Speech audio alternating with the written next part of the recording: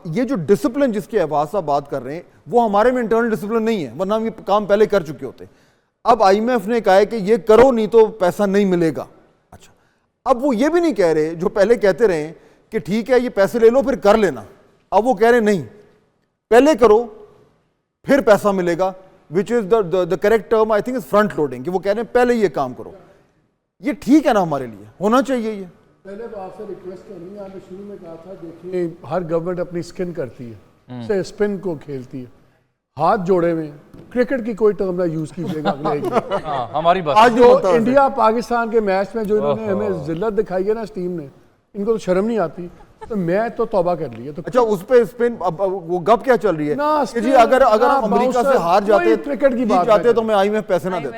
ये तो ये भी तो चला रहे हैं ना लोग। मैं आपको कह दिया ना, मेहरबानी आपकी कोई क्रिकेट की बात ना करें कम से कम जब तक ये वैसे भी मालिक साहब क्रिकेट में सर्जरी का आगाज हो चुका है। वो इकोनॉमी की दूसरी तरफ आएंगे। देखें दो क्वेश्चंस, पहली बात है हम आईएमएफ में हैं क्यों, कि जितनी चीज़ें थी जो ग्रेजुअल होनी चाहिए थी पिछले 30 सालों में वो नहीं हुई। इसमें पीपल्स पार्टी की गवर्नमेंट, पीएमएलएन की government and to a lesser degree but definite degree PTI की गवर्नमेंट, इनकी तमाम नाअहली हैं जिसका से स्टैकअप होता रहा। और वो दवाई जो हमने 6 महीने में खानी थी अब हमें 6 हफ्ते में खानी पड़ रही है, तो तकलीफ दे। इशू ये है कि अभी भी हम बात कर रहे हैं छोटी छोटी चीज़ों पे।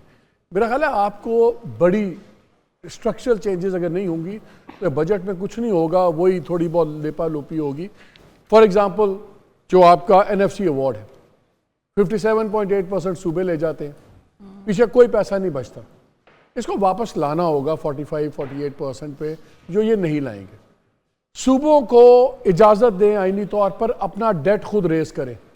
अब होता क्या है कि जो भी डेट आता है फेडरल गवर्नमेंट लेती है, वो 500 प्रोजेक्ट शुरू करती है, सूबों के भी प्रोजेक्ट कर रही है, लेकिन इंटरेस्ट पेमेंट उसकी फेडरल गवर्नमेंट के पास।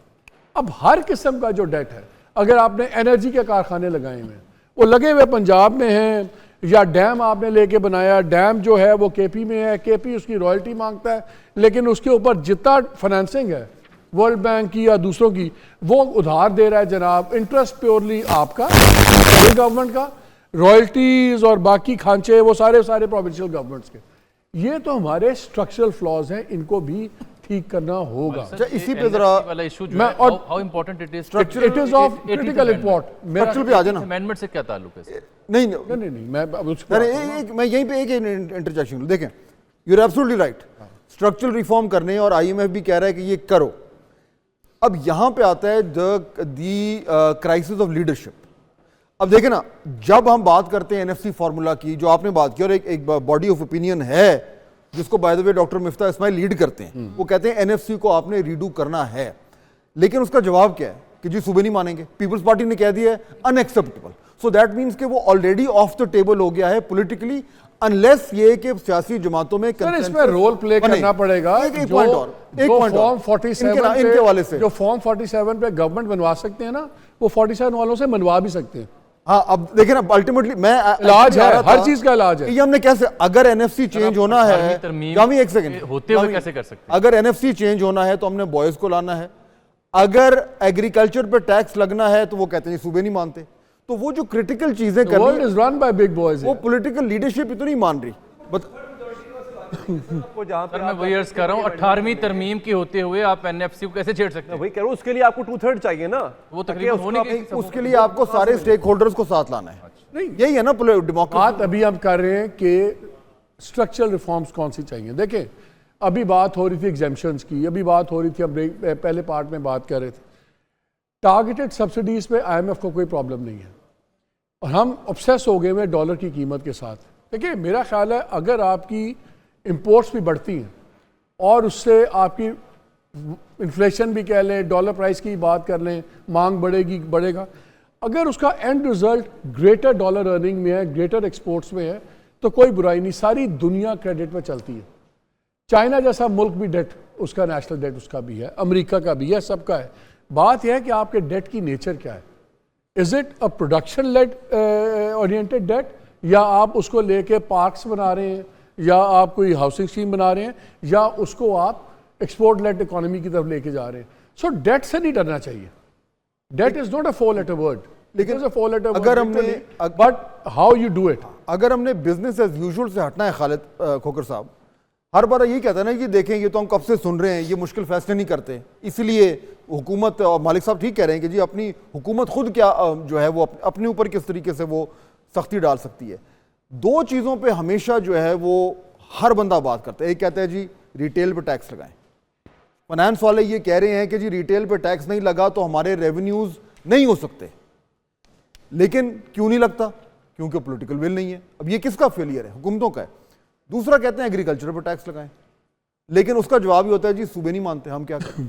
अगर एग्रीकल्चर पे उस तरह का टैक्स लग जाए जैसे बाकी जगहों पर है तो हमारे रेवेन्यूज किधर से चले जाएंगे? इस पे क्या प्रॉब्लम है? क्यों नहीं लगता? क्यों नहीं मानते एग्रीकल्चर टैक्स में? हम एग्रीकल्चर पर टैक्स लगाना चाहे बेशक लगाए, हमें इस पर कोई एतराज़ नहीं, लेकिन हमारी उसमें यह है कि हमें कॉस्ट ऑफ प्रोडक्शन में रीजन के साथ लेवल प्लेइंग फील्ड दें। पूरी दुनिया में एग्रीकल्चर सब्सिडाइज है, तरक्की याफ्ता ममालिक में भी एग्रीकल्चर सब्सिडाइज है। अमेरिका में को ले लें, आप यूरोप को ले लें, आप कनाडा को ले लें, ऑस्ट्रेलिया को ले लें, आप इंडिया को ले लें। इंडिया में तकरीबन $140 अरब की सिर्फ एग्रीकल्चर पे सब्सिडी है, पाकिस्तान में तो कोई भी नहीं है। हमारी कॉस्ट ऑफ प्रोडक्शन में हमारे पास रीजन के साथ लेवल प्लेइंग फील्ड नहीं है, नंबर 1। नंबर 2, हमारे साथ होता क्या है कि यहाँ माफिया बहुत मजबूत है जी। अब आपके सामने जब मक्की हमारी आई है तो रेट 4000 रुपये था, तकरीबन 4042। जब हमारी मक्की आई तो रेट 1500 पे आ गया। हमें 2 साल पहले गंदम का रेट, आपका थोड़ा ऑडियो का इशू हो रहा है, मैं भी वापस आता हूँ। आपका ऑडियो का इशू हो रहा है, वो हम ठीक कर लेते हैं। मैं एक चीज ऐड कर दूं, जी। उनके ऑडियो खराब होने का मैं फायदा उठा लूं। हम डेट की बात कर रहे थे, बस सिर्फ एक फिगर नाज़रीन से शेयर कर लें ताकि लोगों को अंदाजा हो जाए जो मैं बार बार गवर्नमेंट की डेट बोरिंग हैबिट्स की क्यों चीखता हूँ। ये फिगर है 2019 से 2021 तक जो आपने डेट लिया उसमें इजाफा हुआ 7.7 ट्रिलियन का उन 3 सालों में। लाइक 2019 में था 32.7 ट्रिलियन, जो 2021 में हो गया 39.87, यानी कि 7.7 खरब रुपए का आपका फर्क पड़ा।